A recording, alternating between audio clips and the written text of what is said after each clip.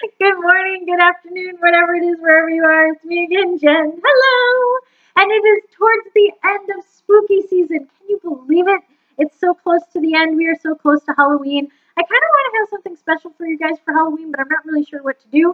So, if you have some massive request for a Halloween spooky season thing, uh, let me know. Otherwise, maybe I'll surprise you guys with something kind of neat for Halloween. I don't know. We'll see how it goes. Either way, with Halloween on a Sunday, it's kind of weird. So, without further ado, we are playing again with the Witch's Tarot, which is a tarot deck I've had for a really super long time. I love it. It has beautiful artwork, very photorealistic artwork, which is why I had to pull some of the naked cards. So if you're looking for a deck that is totally G-rated, this is not that deck. This is definitely, we'll say PG-13 to NC-17. So, yeah, it's not a kid's deck. There's definite nudity, and it's anatomically correct, very vivid nudity. So, I'm down with that. I'm just letting you know this may be an 18 and over kind of deck, depending on your mood on things. I don't think I got this deck when I was over 18, now that I'm doing the math on it. But either way, I love this deck. I think it's perfect for spooky season. So let's see what card we have for today. All right, this is a great one. All right, this is the High Priest. So already there is something different about this card, and I appreciate it, but also we'll get into why maybe that's not the best way to deal with this card, but we'll see.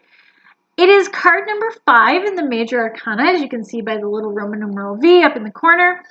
It is the High Priest, which is not a card in a traditional tarot deck. The Hierophant is the more traditional card for this. So, what does this represent? Usually, Hierophant represents education and more religious sort of dogma, as well as political dogma, structure. Really, what he represents is structure.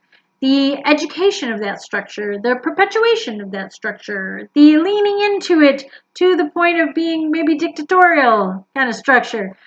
I'm not a big fan of this card, no matter what it is. I'm not a big fan of authority. That's just the way I am. But either way, I like that he's the High Priest, and I also like that really he's kind of a little more benign than most of the Hierophant cards, which I do get that.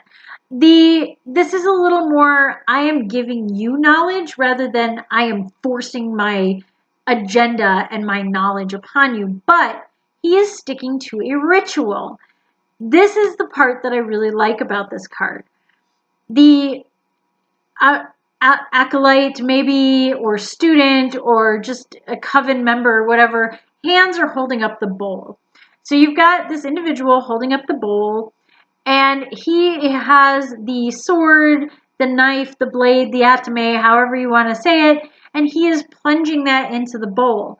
This is a very basic opening ceremony kind of ritual in paganism, in Wicca. So you look at this and it's like, hey, let me show you a ritual. Let me be very clear that this card is about ritual and sticking to that.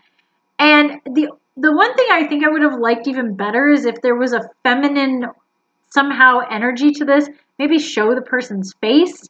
Maybe show rings or longer fingernails.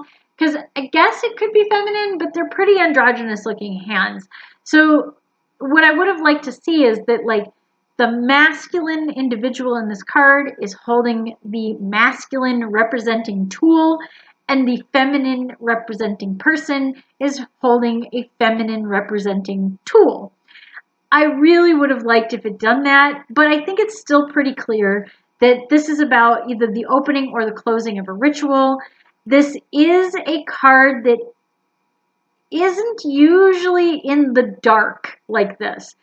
So I find this interesting for a couple of reasons, because usually when you think about the giving of knowledge or the explaining or sending on information, that's a daylight sort of thing. But I understand why in witchcraft, in a art form that is traditionally considered kind of more lunar based, not really a solar thing, you might want to put all your rituals in a darker, calmer, quieter, nighttime sort of space. The other thing that gets me with this is more likely than not, the feminine energy is the nighttime energy and the masculine energy is the daytime. So if you want to show this as a very masculine card, why not choose daytime as the embodiment of the background? So I don't know. The High Priestess also is at night. Although she may have, no, it's definitely a moon. I'm trying to think back to the card. Either way, pretty sure it's a moon on that one too.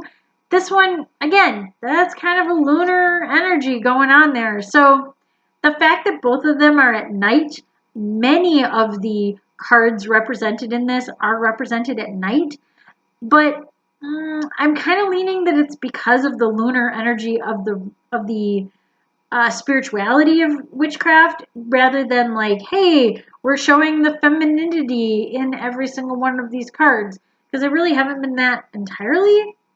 I don't know. But either way, I do like this card.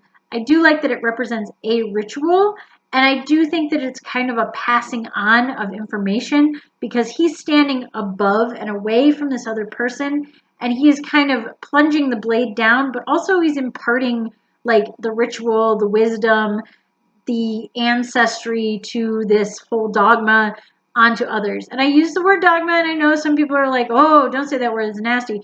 But like, it is a part of dogma, and dogma isn't always bad. It just can be used for bad things. So that said, I hope you guys enjoyed this deck. I had a lot of fun looking at it a little more closely and having some fun with it and kind of pointing out some of the nuances that I liked and didn't like with this deck. I'm not really sure what I'm going to do next month for NaNoWriMo in November, but we'll see what happens. And I'm kind of hoping to offer you guys something fun for Halloween, but I don't know. We'll see.